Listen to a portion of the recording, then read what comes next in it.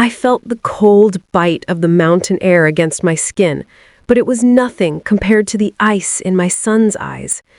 We stood on the jagged edge of the overlook, the wind howling through the pines like a warning we hadn't been smart enough to heed. My husband, David, was holding my hand so tight I could feel his pulse, a frantic, rhythmic thumping that mirrored my own heart. In front of us stood Leo, our boy. The child I had rocked to sleep. The boy David had taught to ride a bike. The man we thought we knew. But the man standing there wasn't our son. He was a stranger wearing Leo's face, holding a look of calculated desperation that made my blood run cold. He didn't scream. He didn't cry. He just spoke in a low, terrifyingly calm voice about loose ends and the inheritance and how we were holding him back from the life he deserved. He kept glancing at his watch as if our deaths were a scheduled appointment he couldn't afford to miss.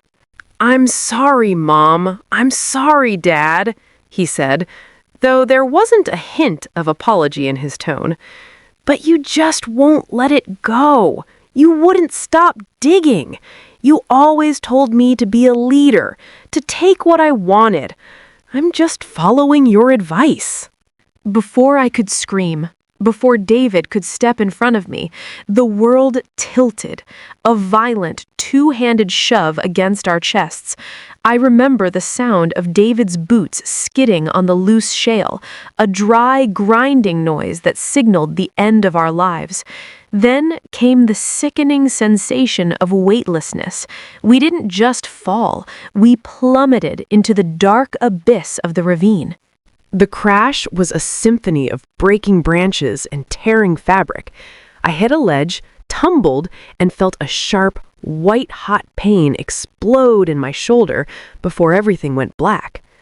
The last thing I heard was the wind whistling past my ears and David's voice calling my name, cut short by the sound of impact. I don't know how long I was out. When I opened my eyes, the world was filtered through a hazy red tint. My head throbbed with every heartbeat. I tried to gasp for air, but my ribs felt like they had been crushed under a hydraulic press. Beside me, tangled in a thicket of mountain laurel and sharp rocks, was David. His face was smeared with dirt and blood, his eyes wide and vacant, staring up at the darkening sky. "David," I wheezed, the sound barely a rattle in my throat. He didn't move at first. Then his fingers twitched. He slowly turned his head toward me, his movements stiff and agonizing. He looked up toward the top of the cliff. We could hear the faint sound of footsteps crunching on the gravel far above us.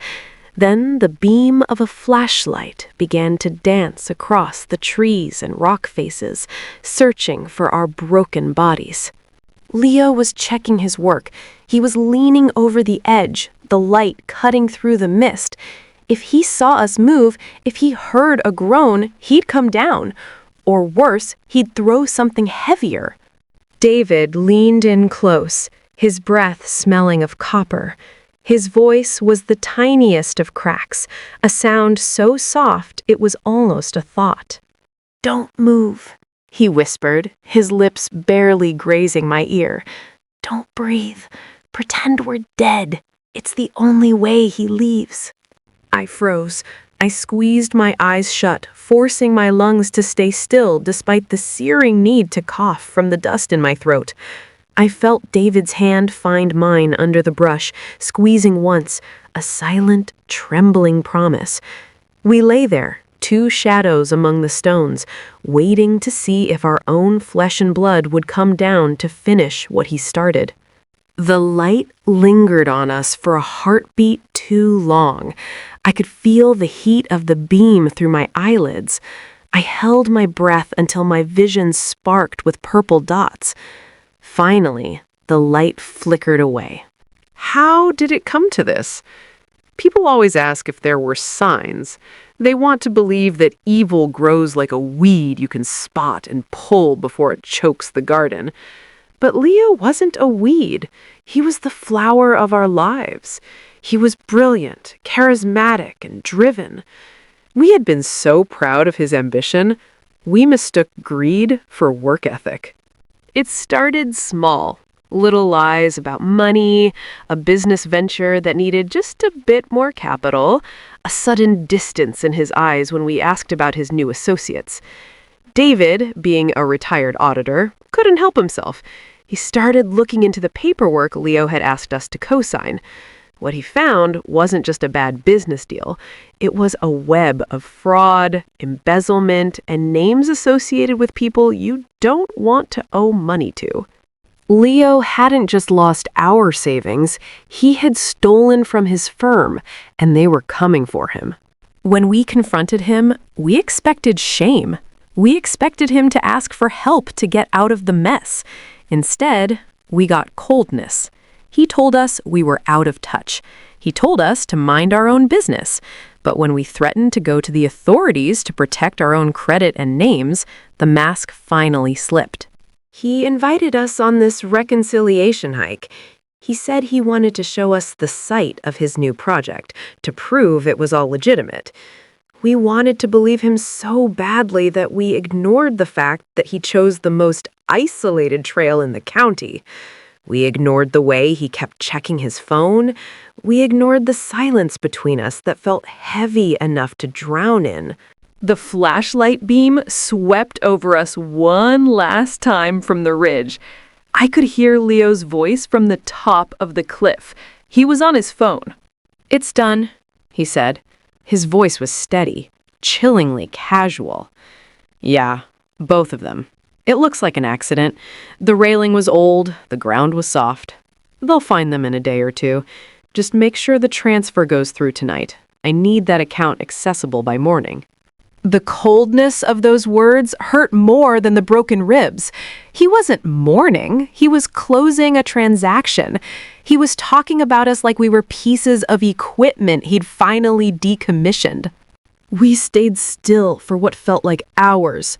The sun dipped below the horizon, and the mountain transitioned from a place of beauty to a tomb of shadows.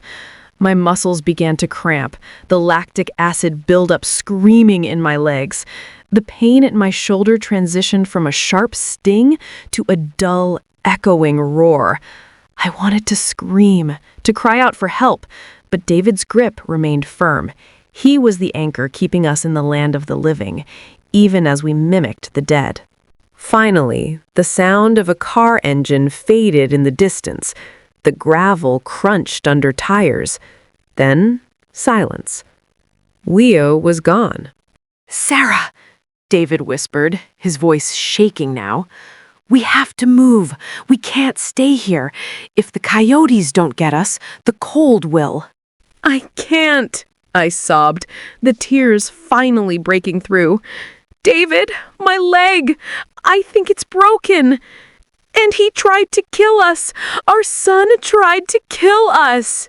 "I know," David said, dragging himself upright with a groan that made my heart ache. He looked like a ghost in the moonlight. "And that's why we have to get up. Because if we stay here, he wins.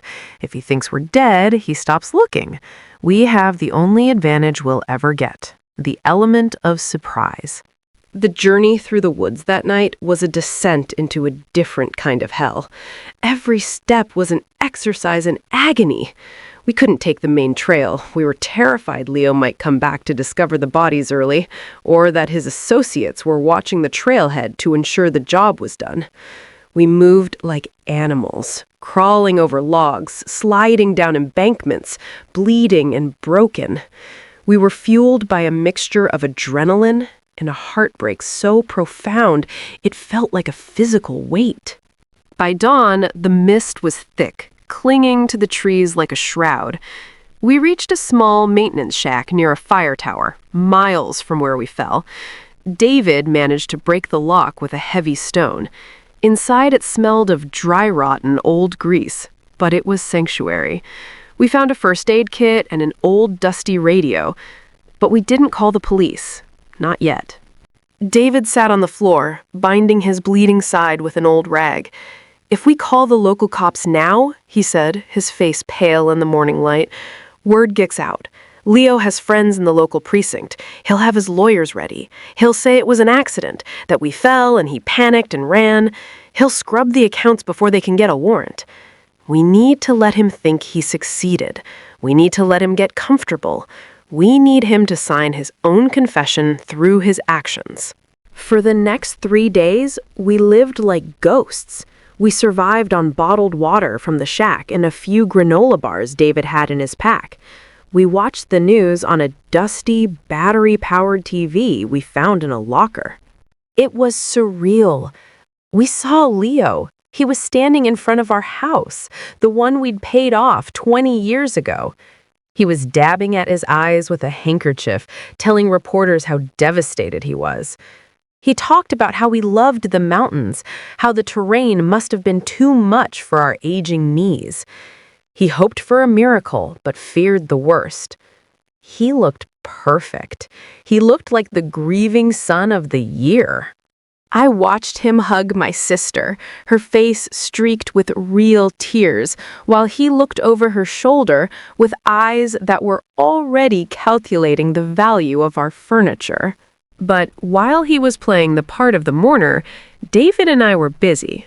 David used the shack's old landline to reach out to a contact he had in the Federal Fraud Division, a man named Miller, someone Leo didn't know about. We told him the truth. We told him about the cliff. We told him about the encrypted drive David had hidden in our safety deposit box weeks ago. "Stay dead for 48 more hours, Miller told us over the crackling line. "He's already moving the money. We're tracking the IP addresses. If he thinks he's safe, he'll lead us right to the offshore accounts. If he knows you're alive, he'll vanish." So we stayed in the dark. We watched our own memorial start to take shape on social media. I read comments from neighbors saying what a tragic loss it was. I saw Leo post a photo of us from Christmas, captioned, "I'd give anything for one more hike with them." The irony made me vomit. The tension in that shack was thick. Every night, David and I took turns sleeping, terrified that Leo's associates might find the shack. We heard every snap of a twig, every rustle of the wind.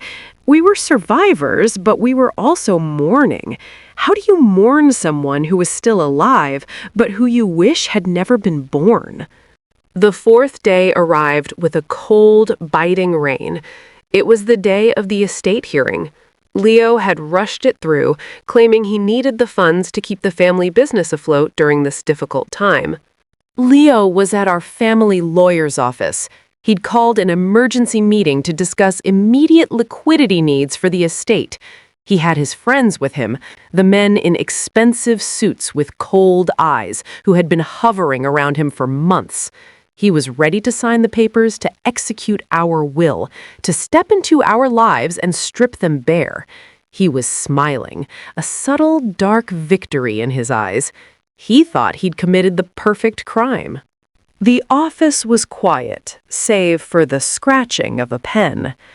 "I think this covers everything," the lawyer said, his voice heavy with false sympathy. "It's what they would have wanted, Leo, for you to be taken care of."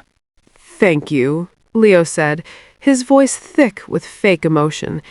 It's so hard being in that house without them. Every corner reminds me of my father's wisdom and my mother's kindness." That's when the heavy oak doors swung open. I'll never forget the sound of my crutches hitting the hardwood floor. Thump, click, thump, click. The sound echoed in the silent office like a heartbeat. Leo didn't look up at first. "I thought we requested privacy," he said, his tone sharp and arrogant. "Privacy is for the dead, Leo," David said. His voice wasn't a whisper anymore. It was thunder. Leo looked up. The pen dropped from his hand, splashing ink across the legal documents like a black blood stain. The color didn't just leave his face, it evaporated. He looked like he was seeing a ghost, or worse, a man seeing his own executioner walking toward him. His mouth opened, but no sound came out. His associates stood up, looking for the exits, but the exits were already blocked by men in tactical vests. "Mom? Dad?" he stammered, his voice rising to a frantic, high-pitched pitch. You're okay. We thought... the search parties. I've been so worried. I've been out every night looking for you." "The search parties were looking where you told them to look, Leo," I said, leaning heavily on my crutches, my eyes burning into his. "But we weren't there. We were waiting. We were listening to you on the phone, Leo. We heard you say it was done. We heard you sell our lives for a few $1,000,000. You're confused," he said, the lie coming to him like a reflex, though his sweat was visible from across the room. "The trauma, you must have hit your heads. I was calling for help. I was distraught. I was talking to the Rangers." "We have the logs, Leo," David said, stepping forward, his arm in a sling but his presence commanding the room. "We have the account transfers you made while we were dead. We have the recording of your call to your friends here. And we have the federal agents waiting in the hallway.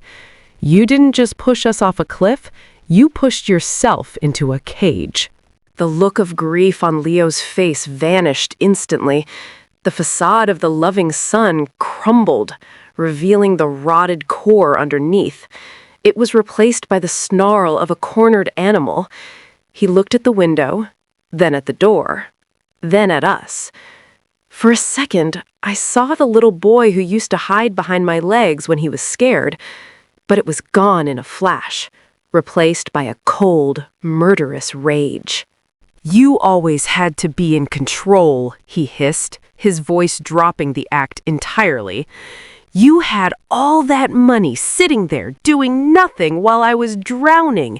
You were going to let me go to prison for those discrepancies? You deserve to go over that edge. You're old. You're useless. I'm the one who matters." The lawyer gasped, dropping his glasses. The room went silent. Leo realized too late that he'd just confessed in a room full of witnesses and rolling cameras. The federal agents had recorded everything. Behind us, the doors opened wide, and Miller and his team stepped inside. "Leo Vance, you're under arrest for attempted murder, wire fraud, and embezzlement." As they handcuffed him, he didn't look at the floor in shame. He looked at us with a hatred so pure, it made the fall from the cliff feel like a gentle landing. He struggled against the officers, screaming that we had ruined his life, never once acknowledging that he was the one who threw it away. In the months that followed, the trial was a media circus. The cliffside betrayal, they called it. We had to testify. We had to sit there and watch the video of our son pushing us, captured by a trail cam we didn't even know existed until the investigation began. Watching it was like dying all over again. Seeing the deliberate way he checked the perimeter before the shove, it killed any lingering hope I had that it was a moment of madness. It was a cold, calculated execution. Leo was sentenced to life without the possibility of parole. His associates were rounded up too, their little empire of fraud collapsing like a house of cards. David and I moved away from the mountains. The sound of wind through trees, once a lullaby, now sounded too much like Leo's whispers. We live near the coast now, in a house where the land is flat and you can see for miles in every direction. There are no cliffs here, no edges to fall from. We still have the scars, physical and otherwise. David limps when it rains. a permanent reminder of the ledge that caught him. I can't lift my left arm above my head, and I wake up screaming most nights, feeling the sensation of falling. But we're alive. We spent our lives building a legacy, thinking we were building it for him. We realize now that the best thing we ever gave him was the chance to be a good man, and he traded it for a shadow. People ask me if I still love him. I tell them I love the boy I raised, the one who loved stories and caught fireflies in jars. I love the memory of the son who didn't exist.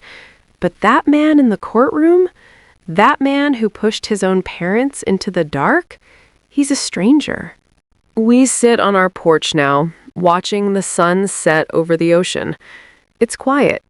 And for the first time in a long time, the silence isn't something to fear. It's the sound of the truth finally being heard. We are survivors, and we will never pretend to be dead again. The authorities recently reached out. Leo wants a meeting. He says he's found God. He says he wants to apologize. David looked at me, then at the letter, and walked to the fireplace. He dropped it into the flames without a word. Some things can't be fixed with an apology. Some cliffs are too high to climb back up. As the letter turned to ash, I felt a weight lift. We aren't victims anymore. We are the architects of our own peace. And as the waves hit the shore, I finally felt like I could breathe again. If you ever find yourself on the edge of a cliff with someone you love, don't just look at the view, look at their eyes. Because sometimes the person holding your hand is the one waiting for the right moment to let go. But remember this.